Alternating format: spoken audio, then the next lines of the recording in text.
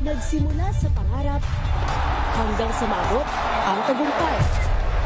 Iba't ibang kwento, iba't ibang mukha ng atletang Pilipino. Mas pinatindi, mas pinalakas, at mas pinaaksyon sa Match Point tuwing Sabado, 12:30 ng tanghali sa DZRH TV.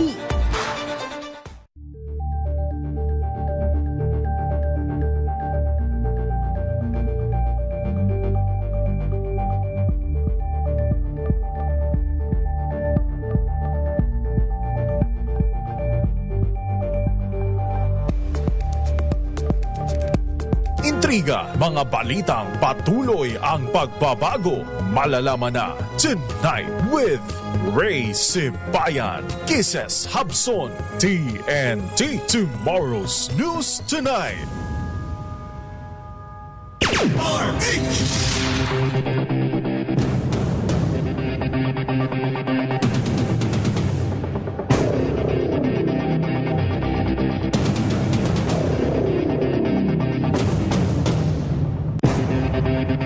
Magandang gabi Luzon, Visayas, Mindanao, Pilipinas.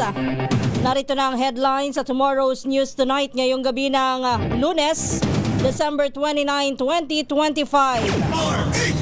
Panukalang 6.7 trilyong national budget para sa 2026 niratipikahan na ng Kongreso. Bilang ng mga naputukan, 3 araw bago ang bagong taon, sumampa na sa 125. Bata patay sa sumabog na fountain. New Year Exodus nagdulot ng traffic sa NLEX ngayong gabi. Holiday road crashes nag-iwan ng 4 na patay, higit 400 sugatan. DSWD nagbabala sa publiko laban sa pamimigay daw ng regalo kapag sumali sa isang online survey. Ininom na antidepressant ni dating DPWH Secretary Cabral, maaaring nagpataas ng suicidal behavior ayon sa PNP Forensic Group. Mga kumakalat na Cabral files, minaliit lang ng ombudsman. Nawawalang bride-to-be na truck ng mga pulis sa lalawigan ng Pangasinan. Mga oil company magpapatupad naman ng taas presyo sa diesel at kerosene bukas. Sa TNT Global News, 13 patay matapos maaksidente ang isang tren sa Mexico. At sa TNT Showbiz, sa Filipina Beauties, pasok sa TC Candler's 100 Most Beautiful Faces sa 2025. Yan ang ulo ng ating mga balita. Kasama niyo po ang inyong lingkod, Kisses Habson, para sa DZRH, una sa Pilipinas, una sa Pilipino. At ngayon sa detalye ng ating mga balita. TNT Tomorrow's News Tonight.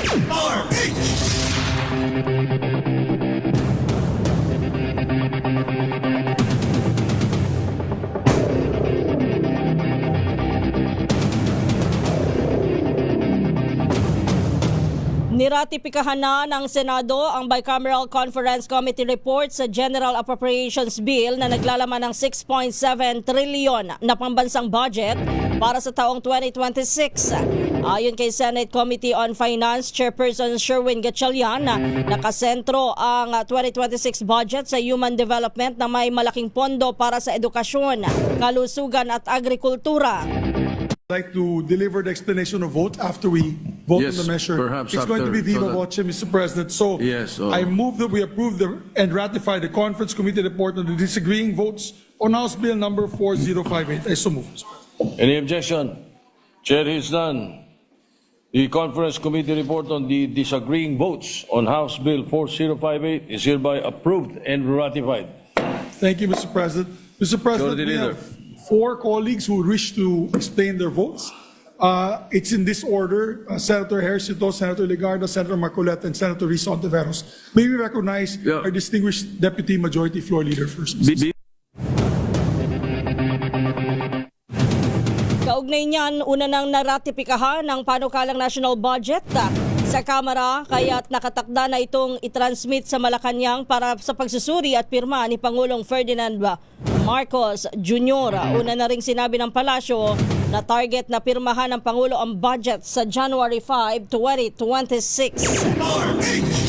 Kaugnay pa rin ang balitang yan, niratipikahan na nga po sa Kamara ang House Bill 4058 o ang committee report sa disagreeing vote sa 2026 General Appropriations Bill. Ang pagratipika ay sa pamamagitan ng voice voting.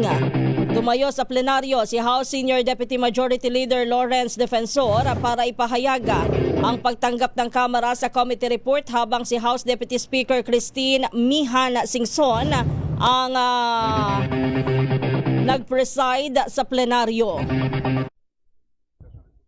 Session resumed. Majority Leader. Madam Speaker, we are in receipt of the Conference Committee report on the disagreeing votes on House Bill number 4058, the fiscal year 2026 General Appropriations Bill. I move that we ratify the said Conference Committee report. All those in favor of the Conference Committee report say aye. Aye. All those against say nay. Mr. Speaker, The ayes have it. The said Conference Committee report is ratified. Majority Leader. Madam Speaker, I move to adjourn session until January 26, 2026 at 3 in the afternoon. Session is adjourned until January 26, 2026 at 3 p.m.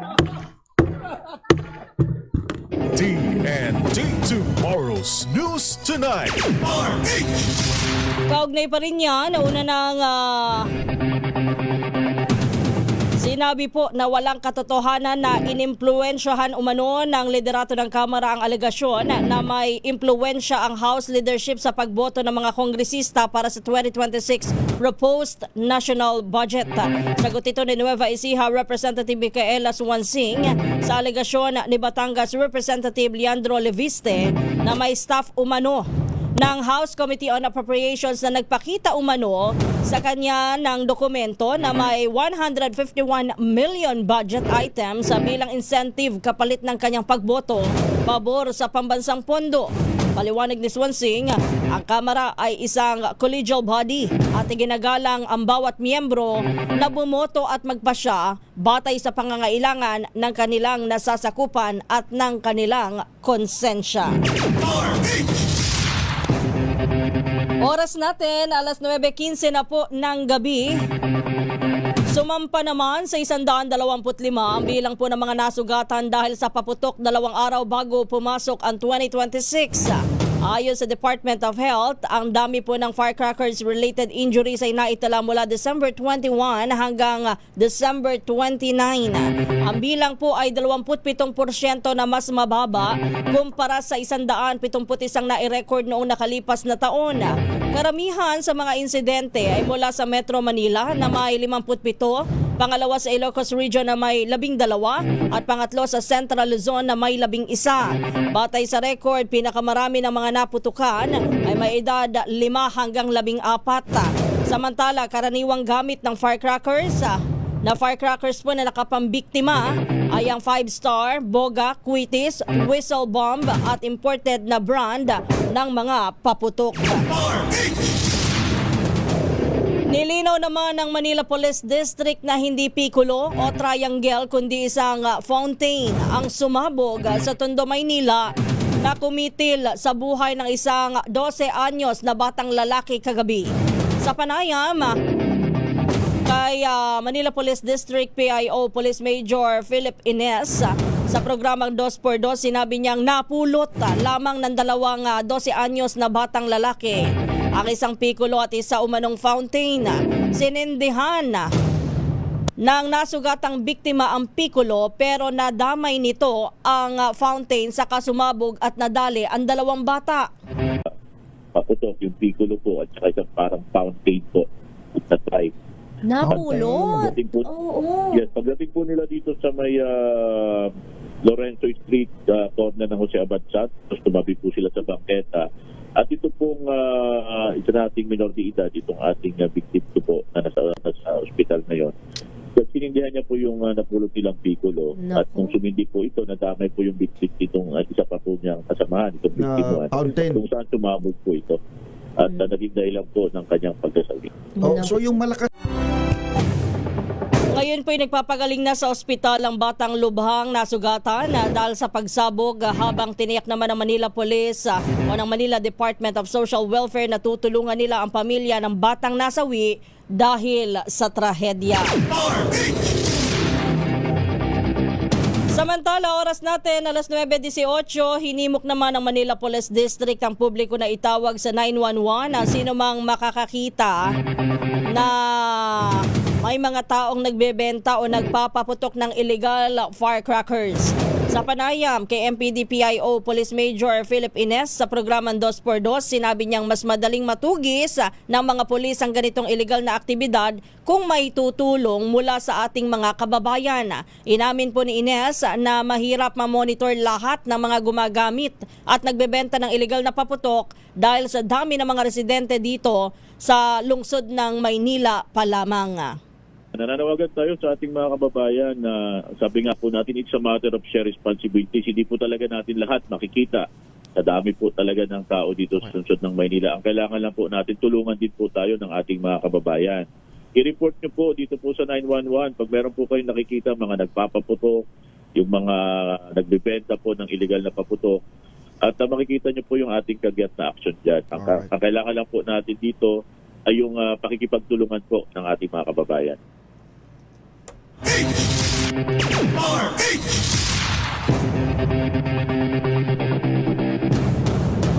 Samantala, umabot naman sa 144,000 na illegal na paputok ang nakumpiska ng pulisya 3 araw bago ang pagsalubong sa bagong taon. Sa report ng PNP Command Center mula December 16 hanggang December 29, pinakamarami sa mga ito ay Plapla, sinundan po ng 5-star, Piccolo at Papap. Katumbas ito ng higit 2 milyong pisong halaga ng illegal firecrackers o pyrotechnics na natagpuan sa mga palengke, tabi ng kalsada at checkpoint.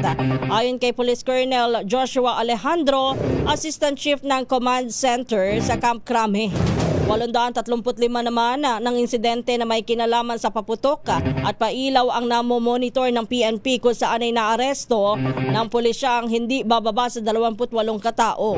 Una nang iniulat ng Department of Health na mahigit sa 100 ang naputukan, wala pa man ang New Year's Eve.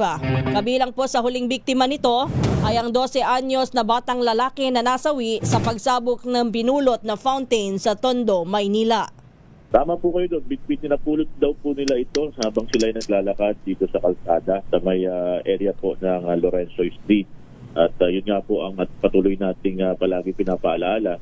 At tuloy-tuloy po yung ginagawa nating public advisory dun sa mga kababayan natin. Yan po ang tinig ni Police Major Philip Ines, ang tagapagsalita po ng Manila Police District. Kinumpirma naman ng Department of Health sa Caraga na nakapagtala na sila ng unang kaso ng firecracker-related injury sa rehiyon ngayong holiday season. Ayon sa ahensya, isang 9 anyos na bata na lalaki mula sa Surigao City, Surigao del Norte ang nasugatan matapos tamaan ng kanang mata ng paputok na tinatawag na boga. Agad na dinala sa ospital ang bata at kasalukuyan ng nasa stable na kondisyon. Kasunod po ng insidenteng yan, muling nagpaalala po ang DOH-13 sa publiko na mag-ingat at iwasan ang paggamit ng paputok upang maiwasan ang karagdagang pinsala lalo na sa mga bata ngayong Kapaskuhan. Samantala, dumako muna tayo, balita mula sa labas ng ating himpilan. TNT Tomorrow's News Tonight. Yun daw pong New Year Exodus. Abay, ramdam na ngayon dyan sa bahagi po ng NLEX. Alamin nga natin ang detalye kay RH29 o RH27 Noche Kakas. Noche, kumusta ang daloy ng trapiko dyan sa may Balintawaka o sa may NLEX, bahagi po ng Balintawaka? Go ahead, Noche.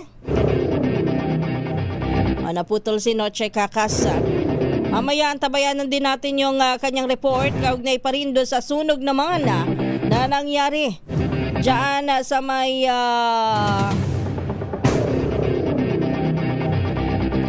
Guadalupe Viejo sa Makati City. Sa pagpapatuloy pa rin ng ating mga balita, 4 ang nasawi dahil sa aksidente sa kalsada ngayong holiday season. Ayon po sa Department of Health, umabot naman sa 414 ang bilang po ng mga nasugatan dahil sa road crash incident. Sa nabanggit po na bilang, 343 sa mga ito ay dahil po sa hindi pagsusuot ng safety accessory tulad ng helmet at seatbelt. Habang 58 naman ay dahil sa impluwensya ng alak. 305 sa mga ito, kabilang na ang 4 na nasawi ay mga aksidente sa motorsiklo.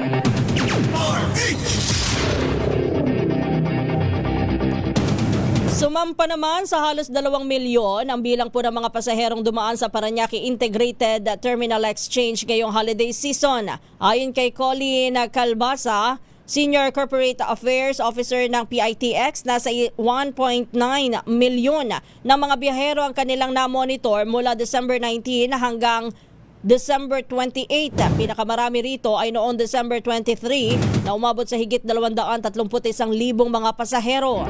Samantala, nasa 409 naman nakagamitan ang kanilang nakumpiska, kabilang na ang 125 kutsilyo, 73 lighter at 63 cutter blade. Balikan natin ang detalye ni Noche Kakas. Unahin muna natin yung kalagayan ng trapiko dyan sa may bahagi ng NLEX, dyan sa may bahagi ng Balintawak. Noche, go ahead. Kisses, ang North Luzon Expressway ay may pagbabagal sa southbound at northbound lane bago mag-Bukawi exit. Nagkaroon ng counterflow traffic sa northbound lane sa mga motorista papuntang Balintawak. Kaya kisses, apektado ang mga motorista na papuntang norte. Dahilan ng traffic kisses ay volume ng mga sasakyan, lalo na doon sa mga motorista na bibili ng paputok sa bahagi ng Bukawi, Bulacan. So sa ngayon ay ayon kanina sa pakipag-usap natin kay NLEX spokesperson na Robin Ignacio, wala namang naitalang aksidente cases at sinasabi niya ay volume lang daw talaga ang nagiging problema, kaya masikip yung daloy ng traffic yung bago mag-Bukawi exit kung northbound and southbound lane. Pero pagkalagpas naman cases sa ng Bukawi exit nagkakaroon naman ng kunting banayad sa daloy ng traffic. So sa ngayon ay patuloy ang monitoring nitong NLEX dahil sa sitwasyon na malapit na ang bisperas ng bagong taon, at sinabi din ni NLEX spokesperson Ignacio na bukas sa 6 a.m. ay meron na silang libreng serbisyo, particular na yung towing service nila, kung saan kung ikaw ay magkaroon ng aberya sa NLEX ay dadalhin ka, hihilain yung sasakyan papunta sa pinakamalapit na exit para naman hindi makaabala sa daloy ng mga sasakyan. Yung binabanggit mo, Noche, no? Yung binabanggit mo dyan sa may Balintawak Toll Plaza, papuntang NLEX, papasok ng NLEX, yan ay kanina, no? Kasi sa ngayon,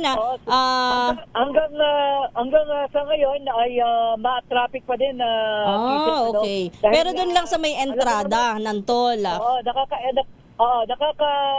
Lalong-lalo na doon cases sa pag-exit ng Bukawi. Mhm. Dahil karamihan sa mga sasakyan, ang sinabi nga nitong si spokesperson Robin Ignacio, yung mga sasakyan na bibili ng paputok sa may bahagi ng Bulacan. Okay. Ganun din doon sa mga galing ng norte cases, yung galing yung southbound lane. Nagkaroon din ng pagbabagal sa daloy ng traffic volume dahil nga doon sa pa-exit ng Bukawi, dahil nakaka-apekto rin cases doon sa mga sasakyan dahil pila-pila yung mga sasakyan papuntang Bukawi exit. Pero pagkalagpas naman ng Bukawi exit, yung papuntang Balintawak area. Sabi nga ni Ignacio, nagkaroon nga ng counterflow doon sa northbound lane. Ibig sabihin, yung natapyasan ng linya yung northbound papuntang Balintawak dahil nga doon sa volume ng mga sasakyan. Ganon din, cases, yung maluwag naman itong southbound lane ng Ruas Boulevard mula Luneta hanggang pagdating sa Baclaran area. Nagkakaroon din ng pagbabagal sa daloy ng mga sasakyan bago mag-Airport Road at Mia Road. Ang Ninoy Aquino Avenue naman mula Mia Road papuntang Dr. A. Santos Avenue ay banayad naman ang daloy ng traffic. Ganon din itong domestic road going to Andros Avenue. Ang Coastal Road o Cavite Expressway ay wala namang naging problema mula Mia Road hanggang sa Lungos Junction sa Bacoor City, Cavite. Heavy traffic naman itong EDSA extension na cases sa may heritage area sa lungsod naman ng Pasay dahil nga yung galing ng Pasay Rotunda papuntang Mall of Asia, volume din at vice versa ito, balikan ay masikip yung daloy dahil sa halos dalawang lane din na cases sa lugar ang mayroong road repair. So bahagi ito ng EDSA rehab cases doon sa may heritage area. So yun ang sitwasyon sa mga motorista, lalong-lalo na yung mga papasok ng NLEX. Ang sabi nga ni Ignacio cases, mag-adjust na rin ng biyahe, lalong-lalo na kung alam naman nila na mayroong heavy traffic sa nabanggit na lugar o sa kanilang pupuntahan. Okay. Para naman na hindi maabala. At paalala din, dapat laging kondisyon ang katawan ng driver at maging ang sasakyan para naman doon sa mga babiyahe gamit ang North Luzon Expressway. Yan ang sitwasyon. Wait lang, Bala. Kamusta naman yung dakuan? Ay, sorry. Noche. Kamusta naman yung sunog dyan sa may Makati City? Yung sunog na pala cases under control na batay dito sa report, initial report ng Makati City Bureau of Fire Protection. Yung sunog sumiklab sa may Yabot Street, Barangay Guadalupe Nuevo sa lungsod ng Makati at batay sa kanilang report alas 8:51 o bago mag alas 9 kanina ay fire under control ang sunog na naitala sa ikatlong alarma. Patuloy din ang investigasyon ng Makati City Bureau of Fire Protection dito sa insidente na sinasabi ay residential area ang nilamon ng apoy. Mamaya maghingi pa tayo ng update kaugnay nga dito sa sunog na hindi pa tukoy kung ilang bahay o ilan yung pamilya ang magpapasko na walang o mag-New Year na walang bahay at yung bilang din ng pamilya o yung halaga ng napinsala, ganun din yung dahilan ng fire incident. Arit sa 27 na si Kakas DZRH, una sa Pilipinas, una sa Pilipino. TNT Tomorrow's News Tonight. Maraming salamat, RH27 Noche, Kakas. Natawag natin si Bale. Mamaya ako magbibigay ng update si Bala. Kaugnay naman dyan sa missing bride-to-be na nakita daw ho dyan sa may Pangasinan. Sa oras na alas 9:31, wag po mag-alala yung ating mga motorista. Yung binabanggit nga ni Noche na volume ng mga sasakyan at may bagyang pagtatrafik ay doon sa mga toll plaza lamang. Pero pagka balik nyo ho o pagkalabas nyo po at pagkalabas po ng pagkalampas ng toll, okay. May volume ng kaunti, bahagya po doon sa mga lansangan pero hindi naman sobra na iinit ang ulo mo sa traffic. Kumbaga pakunti-kunti lang, pabugso-bugso lamang ho. Ganon din dyan sa may Valenzuela Interchange, maluwag, northbound. Sa Mindanao Toll Plaza, northbound. Sa Mindanao Plaza, may kaunti pala. May kaunting pagsisikip pero doon lang din po sa may toll. Sa Libtong May Kawayan, southbound, maluwag ho ang daloy ng trapiko at ganun din, balik mo TV, pinabasa ko. Ayan doon sa iba pa nating NLEX, ayan, sa Taal Bridge, Bocaue, At sa may San Fernando Interchange ay maluwag naman po ang lansangan. Although ramdam mo na marami pa rin ang mga sasakyan. Oras po natin alas 9:33 ang tabayanan ho.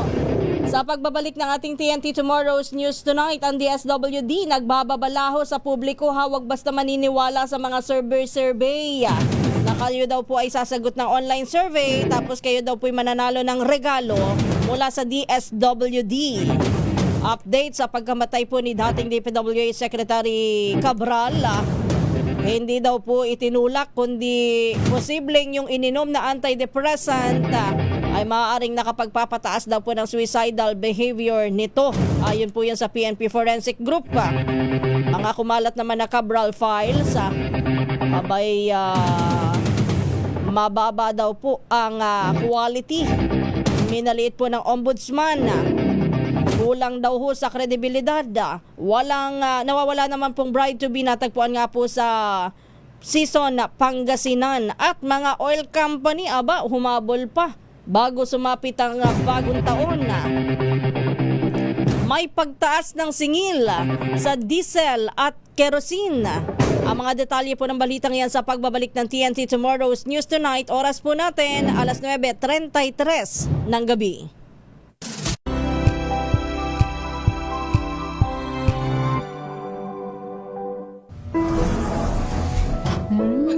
Amoy forever.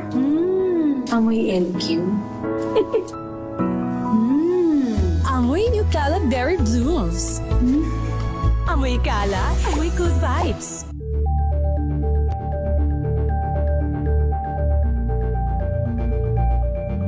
Hello, Washi! Laundry day na naman! Yay! Anong meron? Mancha ng chocolate, putik, may libag pa! Kaya natin yan! With Pride Washing Machine Detergent, may triple stain-away formula. Tanggal ang makapit, madikit, at malupit na dumit mancha. Kaya easy-easy ang labada. Mula noon hanggang ngayon! All you need is pride. All you need is pride. ACS.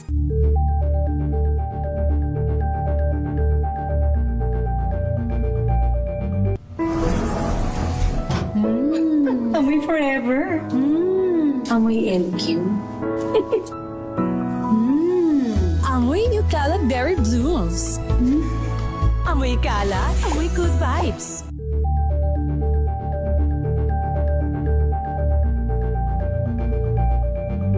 Maulan man, no worries na amoy kulong ang damit. Charm Fabcon, bangong kumakabloom, tanggal amoy kulong sa bango ng charm. Kaya gamit ko, Charm Fabcon with Bloom Fresh technology. Kills 99.9% of kulob-causing bacteria. May aroma burst pa of thousands of flowers and berries. Ang sampay sa loob, no amoy kulob. Bangong kumakabloom sa charm. Charm Fabcon. ACS.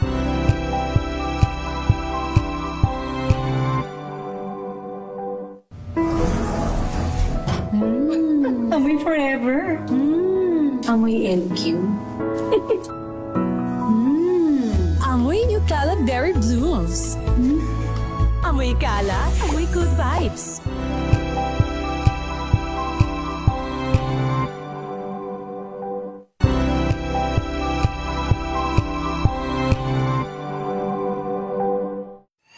Mga balitang gigising sa inyong umaga. Mga balitang kailangan mong malaman. Mapapakinggan sa ACS Balita sa 2x2.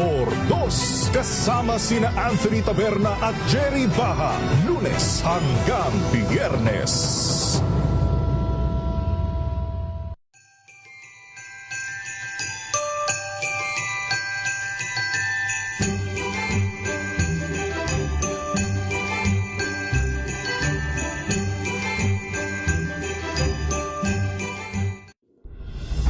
Tuloy-tuloy ang pagtulong, tuloy-tuloy ang pagseserbisyo at tuloy-tuloy ang balitaan kasama si May Binauhan sa Operation Tulong mula Lunes hanggang Biyernes.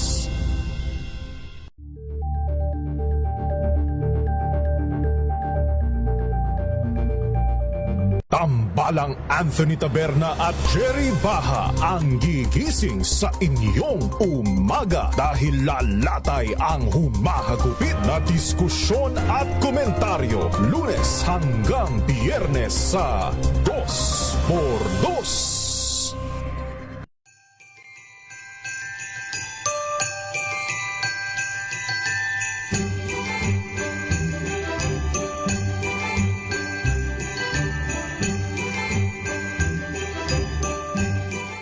Curious ka ba sa maraming bagay? Kami na ang bahala dyan. Aalamin, tutuklasin at bibigyang linaw namin ang mga katanungang bumabagabag sa inyong isipan. Sa programa kung saan ang bawat sagot ay galing lamang sa mga eksperto. Ang Expert's Opinion, tuwing linggo 3:00 ng hapon, dito lang sa DZRH TV.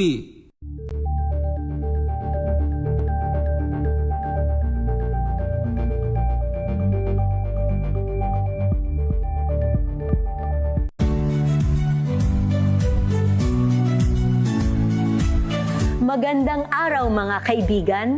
Ito po ang inyong balerina ng bayan, si Lisa Makuha Elizalde, na nag-aanyaya sa inyong samahan kami at ang aming mga espesyal na panauhin para sa kalahating oras ng masayang kwentuhan sa aming programang Art to Art, kung saan ang usapang sining at kultura ay para sa lahat. Huwag kaliligtaan, tuwing linggo, 3:30 ng hapon, dito lamang sa DZRH Radio, DZRH TV, at via online streaming.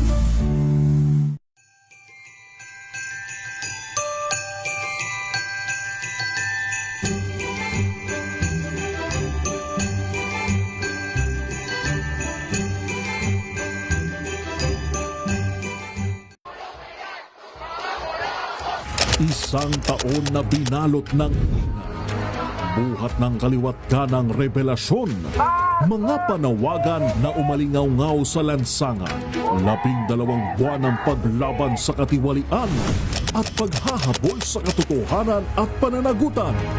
Mga kwento ng pagtindig na sinalubong ng papuri at hinarap ng pambabatikos. Sa pagtatapos ng taon, kaninong boses ang mananaig?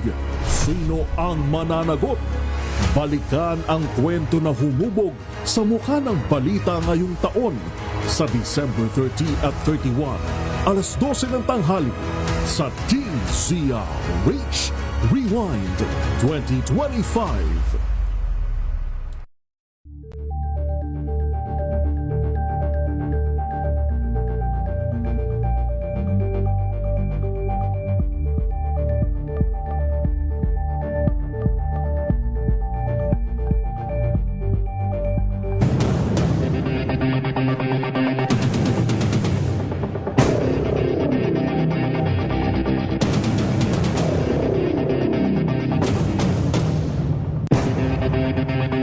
Nagbabalik ang ating balitaan dito po sa Tomorrow's News Tonight. Kasama niyo pa rin po ang inyong lingkod, Kisas Habson, sa pangalan ng aking partner na sila kay Ray Sibayan. Samantala, nag-abiso po sa mga commuter ang MRT3 at LRT2 na reduced operating hours po sila sa December 31 o bisperas ng bagong taon. Sa isang Facebook post, sinabi po ng Light Rail Transit Authority na huling biyahe mula LRT Antipolo Stations ay 7 ng gabi, habang ang huling biyahe naman mula Recto Stations ay 7:30 p.m.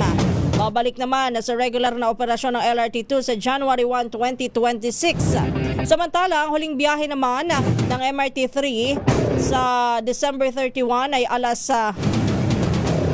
7:45 ng gabi dyan po sa North Avenue Station. Habang ang huling tren mula Taft Avenue Station ay aalis po 8:23 ng gabi. Pagdating po ng January 1, ang unang biyahe po ng sa lahat po ng parehong estasyon po ng MRT3 ay aalis 6:30 ng umaga.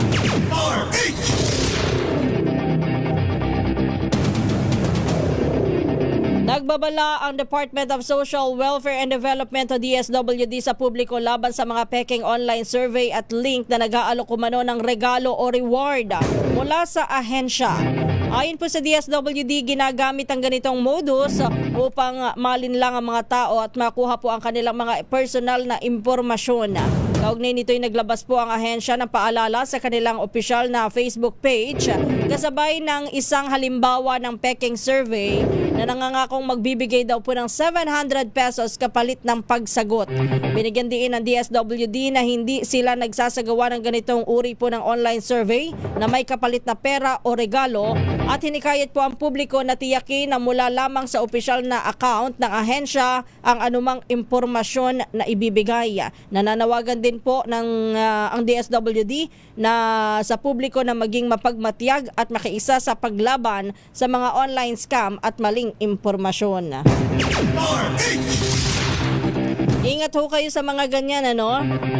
Nako sabi na nga ba bago po ang holiday ngayong taon, di ba't una nang nagbabala po ang PNP na tumataas po ang bilang ng mga scam at ang tanging laban lang natin mga Pilipino ay ang mag-ingat ho. Iwasan ho ang pagbibigay ng mga personal na impormasyon, maging online man yan o tawag sa telepono. Naku, kahit yung mga tawag ho sa telepono, no? Wala sa mga bangko.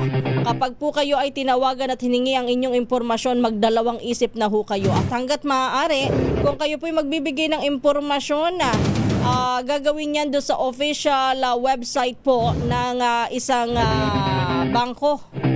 O kaya naman po doon sa mismong bangko kayo pumunta. Halimbawa ay yung mga aalok po na itataas yung credit limit ng inyong mga credit card. Naku, wag po kayong basta-basta maniniwala kung yan po ay sa telepono. Sinasagawa po ang pag-i-interview.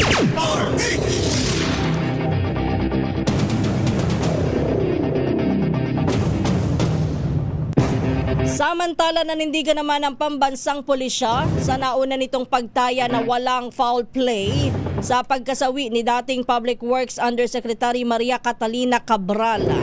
Batay sa resulta po ng medical legal, lumabas na blunt traumatic injuries mula sa pagkahulog sa bangin ang ikinamatay ni Cabral.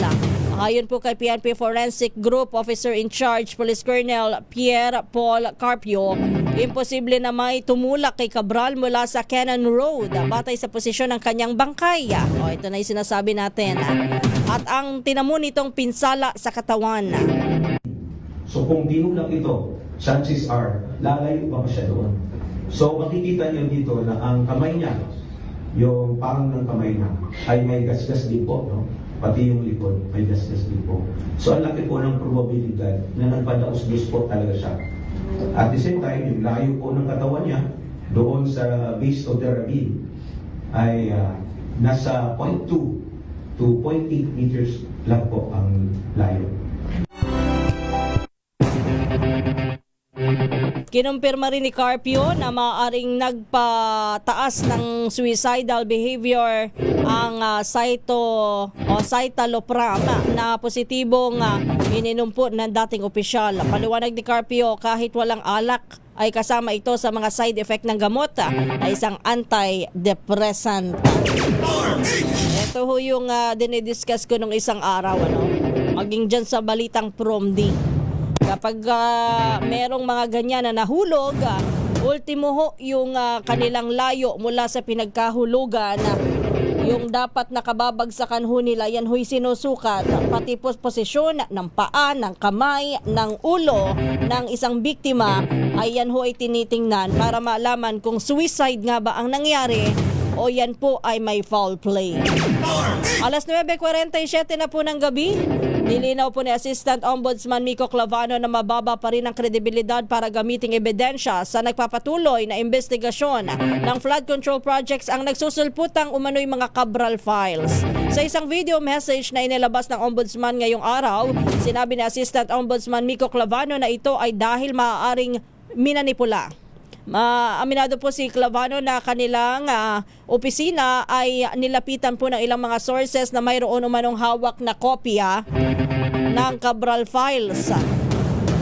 Paliwanag po ng opisyal, ang pinaka-the best at reliable source pa rin na ituturing ng anti-graft body ay ang computer CPU ng mga dokumento na galing po sa DPWH at sa namayapang si dating Undersecretary Maria Catalina Cabral. First of all, the Office of the Ombudsman has actually been approached by multiple sources claiming to possess copies of the supposed Cabral files. These claims underscore and really highlight the importance of distinguishing between original evidence on the one hand and secondary or third-party copies on the other hand. Second, the best and most reliable source of documents are actually the agencies and individuals who had custody, who had control and even authorship of the computers, the storage devices, and the files themselves. Evidence that is derived directly from these sources will naturally carry far greater evidentiary value than copies that are circulating outside official custody.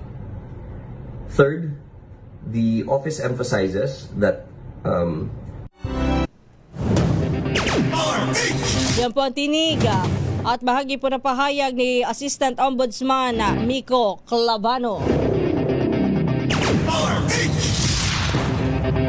Sa kaugnay pa rin balita, hindi na ipresenta ni Batangas Representative Leandro Leviste ang kompletong Cabral files at taliwas po sa kanyang naging pahayag sa publiko. Ayon sa Office of the Ombudsman, limitadong bahagi lamang ng mga dokumento ang ipinakita ni Leviste dahilan para questionin ang pahayag ng mambabatas na naipakita umano ang lahat ng files bago pumanaw ang yumaong DPWH Undersecretary Cabral.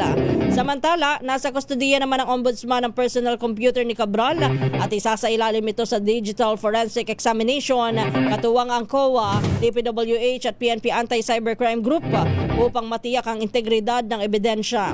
Samantala, itinanggi po ni Leviste ang alegasyon at iginiit na ipinakita nito ang buong files ng mga tauhan po ng Ombudsman noong November 26, 2025 at hindi anya minanipula ang kanyang mga kopya.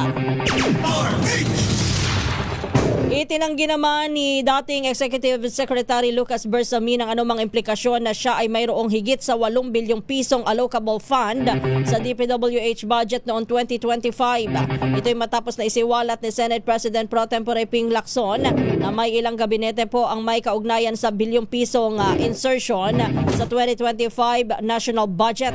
Kasunod rin ito ng paglabas ng mga dokumento na nagmula umano sa dating DPWH Undersecretary Cathy Cabral kung saan ay nagpapakita ng mga insertion at mayroong tag o code na ES. Iginit ni Bersamin na hindi siya nag-request, nag-endorso o nag-aproba ng anumang proyekto o budget ng DPWH sa proseso ng pagpapatupad ng national budget. Handa rin siyang humarap sa anumang legislative, administrative o judicial investigation upang matukoy na ang mga nasa likod ng umano'y budget manipulation. Samantala, oras po natin 9 na minuto bago mag-alas 10 ng gabi. Idinaos naman po sa Kamara ang Ricky M. Mas at memorial service bilang pagbibigay pugay kay Antipolo Representative Romeo Acopa. Dinaluhan po ni House Speaker Faustino D. III ang memorial service sa plenary hall kasama ang mga miyembro ng 20th Congress. Sinundan ito ng eulogy ni na Antipolo Representative Ronnie Puno, Pangulo po ng partido ni ACOP na National Unity Party, at ang kasamahan sa Quadcom noong 19 Congress na sina dating Congressman Robert Ace Barbers, Joseph Stephen Paduano, Dan Fernandez, Speaker D at dating General Leopoldo Batawil.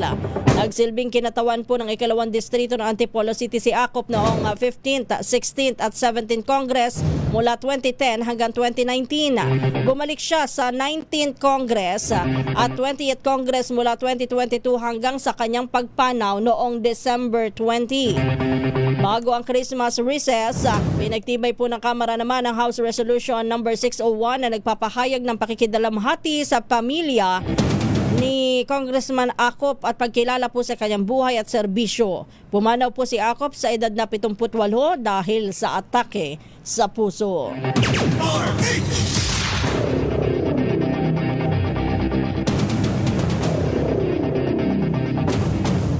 Idineklara na nga po ng Quezon City Police District na sarado na ang kaso ng nawawalang bride-to-be na si Shera De Juan matapos siyang matagpo ang buhay sa Sison, Pangasinan.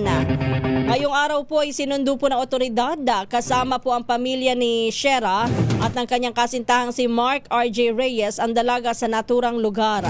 Ayon po sa QCPD, bagamat tinuturing pa ng sarado ang kaso, dadalhin pa rin si Shera sa himpilan ng pulisya upang makuha ang kanyang pahayag at malinawan sa mga pangyayari.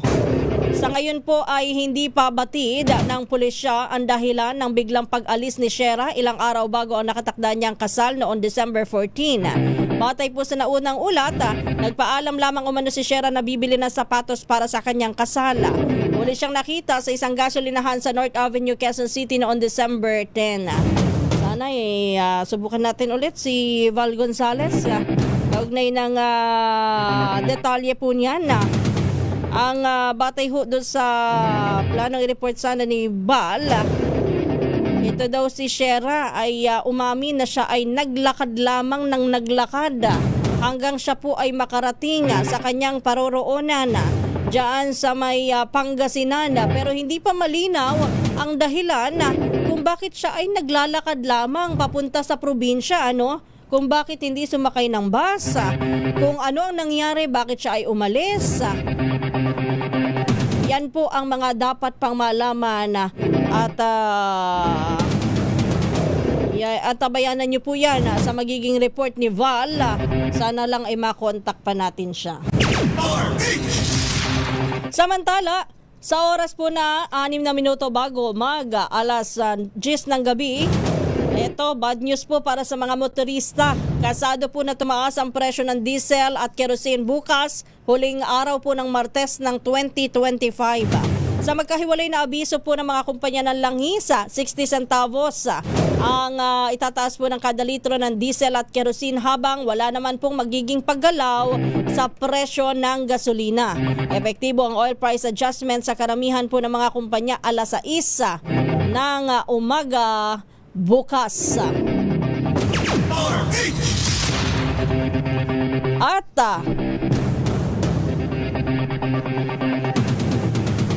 nakumpiska naman po ng otoridad ang aabot sa 7.5 milyong pisong halaga ng hinihinalang shabu sa isang operasyon sa Bugos City sa Cebu. Na-recover po sa isang suspect na kinilala lamang sa pangalang Ed ang aabot sa 1,117 gramo po ng illegal na droga. Samantala, tinutugis pa ng mga otoridad ang isa pang suspect na kinilala sa pangalang Stevenson.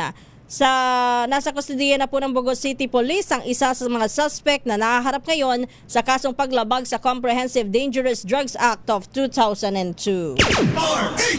At dako na tayo sa ating TNT Top News Trending Worldwide. Sa ating TNT Global News, yun daw pong 13 nasawi matapos na maaksidente ang isang tren sa Mexico. Alamin natin ang detalye kay Wina Pearl Hesoro. Hindi bababa sa 13 katao ang nasawi matapos maaksidente at dumausdos ang isang interoceanic train na may sakay na 250 katao sa estado ng Oaxaca sa southern Mexico. Ayon sa Mexican Navy, sakay ng tren ang 9 na crew at 241 na pasahero nang maganap ang aksidente malapit sa bayan ng Nizanda. Sa kabuuan, 139 sa mga sakay ang naiulat na ligtas na habang 98 pa ang sugatan. Sa bilang na ito, 36 ang patuloy na ginagamot ng mga medical personnel. Ayon kay President Claudia Sheinbaum, 5 sa mga nasugatan ang nasa critical pang kondisyon. Nagpaabot naman ng pagkikiramay sa Oaxaca Governor Solomon Jara Cruz sa mga pamilya ng mga biktima at sinabi na nakikipag-ugnayan ang pamahalaang panglalawigan sa mga ahensyang pambansang gobyerno para tumulong sa mga apektado. Nagbukas na rin ng investigasyon ang Mexico Attorney General's Office upang matukoy ang sanhi ng aksidente. Para sa TNT Global News, ito si Wina Pearl Hesoro ng DZRH, una sa Pilipinas, una sa Pilipino.